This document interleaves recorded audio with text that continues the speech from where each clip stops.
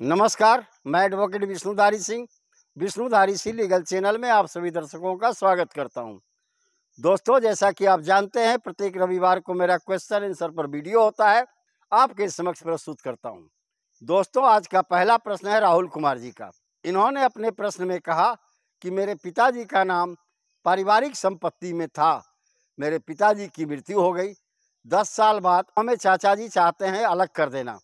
मैंने अपने पिताजी के हिस्से की मांग चाचा जी से की। चाचा जी और परिवार के अन्य कोई भी सदस्य न तो उस कागज को दिखाते हैं मेरे पिताजी के नाम पर संपत्ति था और ना ही उस संपत्ति में मुझे हिस्सा देते हैं। ऐसी परिस्थिति में मैं क्या करूं कि मुझे उस संपत्ति में हिस्सा मिल जाए जो पारिवारिक संपत्ति में मेरे पिताजी का नाम था। उत्तर में मुझे कहना है राहुल कुमार जी, आपके पिताजी का नाम दो ही परिस्थिति में हो सकता है। पहला, अगर आपके पिताजी चाचा जी के साथ मिल करके ज्वाइंट रजिस्ट्री से कोई ज़मीन खरीदे हों, और दूसरी परिस्थिति पैतृक संपत्ति जो बाप दादे के समय से विरासत के रूप में आपके पिताजी और आपके चाचा जी को मिली हो।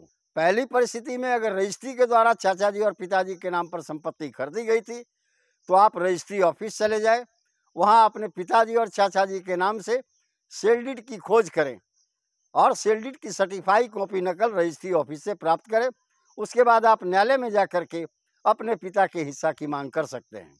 दूसरी परिस्थिति में अगर संपत्ति पैतृक है और आपके कहना के अनुसार पिताजी का नाम पारिवारिक संपत्ति में चढ़ा हुआ था, वैसी परिस्थिति में आप तहसील में जाएं और तहसील में तहसीलदार से पूछें कि मेरे पिताजी के नाम पर कौन कौन सी संपत्ति आपके यहाँ दर्ज है, कृपया उसका हमें कोई सर्टिफाई कॉपी नकल दे। तहसीलदार महोदय आपको गवर्नमेंट रिकॉर्ड देखेंगे जिसमें रजिस्टर 2 पर आपके पिताजी और चाचा जी का नाम चढ़ा होगा, जो उन लोगों के नाम पर पहले से संपत्ति होगी, और उसका सर्टिफाई कॉपी नकल आपको तहसीलदार के ऑफिस से प्राप्त हो जाएगा।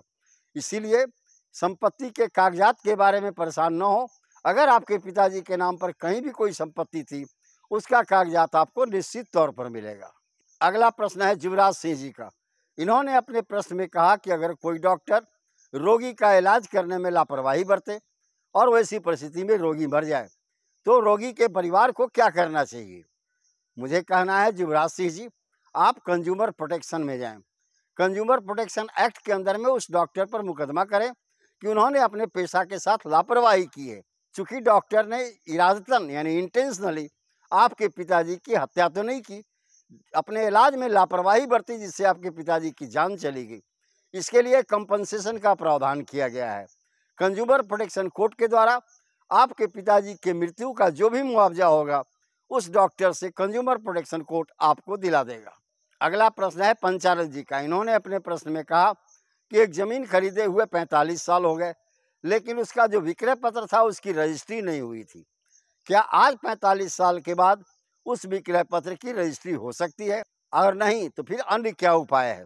उत्तर में मुझे कहना है 45 साल बाद अगर विक्रेता का परिवार जिसका जमीन था वह अगर चाहे तो पुनः रजिस्ट्री कर सकता है। रजिस्ट्री ऑफिस में ले जाएं। एट प्रेजेंट में जो स्टाम्प फीस लगता है रजिस्ट्री ऑफिस में और रजिस्ट्रेशन चार्ज लगता है, उसे पेड करके आप अपने ज़मीन की नए तरीके से रजिस्ट्री करा सकते हैं।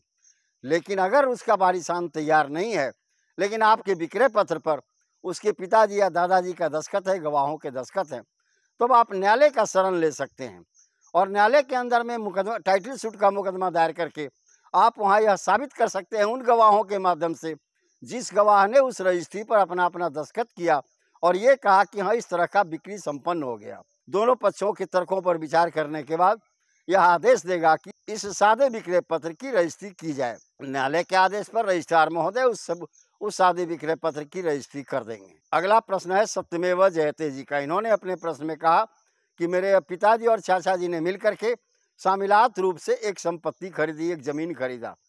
बाद में चल करके चाचा जी और पिताजी में बंटवारा हो गया। पिताजी अपने हिस्से की जमीन मेरे नाम पर वसीयत कर दिए, तो क्या उस वसीयत की हुई संपत्ति में जो मेरे पिताजी ने मेरे नाम पर किया था उस संपत्ति में मेरे लड़के का हिस्सा होगा?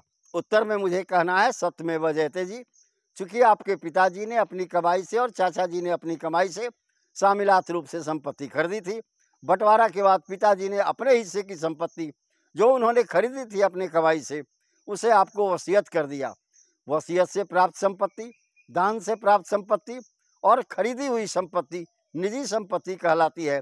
इसमें बेटा बेटी किसी का भी कोई हक तब तक नहीं होता जब तक उस व्यक्ति की मृत्यु न हो जाए। इसीलिए आपको जो वसीयत में संपत्ति मिली है, उस संपत्ति में आपके पुत्रों का अभी तत्काल कोई हक नहीं है। उनका हक आपके स्वर्गवास के बाद ही होगा। अगला प्रश्न है धनंजय यादव जी का। इन्होंने अपने प्रश्न में कहा कि मेरे बाबा अभी तक जीवित हैं और 2 बीघा पैतृक जमीन अपने पोतों को दान कर दिए हैं। क्या ऐसी परिस्थिति में बाबा के नाती लोग उस संपत्ति में हिस्सा ले सकते हैं? उत्तर में मुझे कहना है धनंजय यादव जी, नाती लोग अपना हिस्सा ले सकते हैं, क्योंकि आपने ही कहा कि वह संपत्ति बाबा की खरीदी हुई नहीं थी, वह संपत्ति पैतृक थी।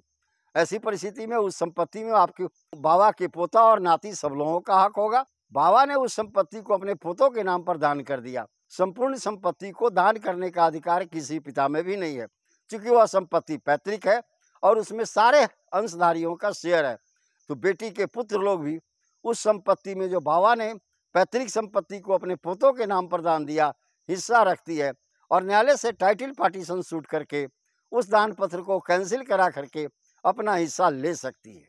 तो दोस्तों, अब यहीं पर मेरा यह क्वेश्चन आंसर का वीडियो समाप्त हुआ। अगर आपको मेरा यह वीडियो पसंद आया हो तो आप इसे लाइक करें, सब्सक्राइब करें, अपने साथियों को शेयर करें। धन्यवाद। अब विशेष अगले वीडियो में।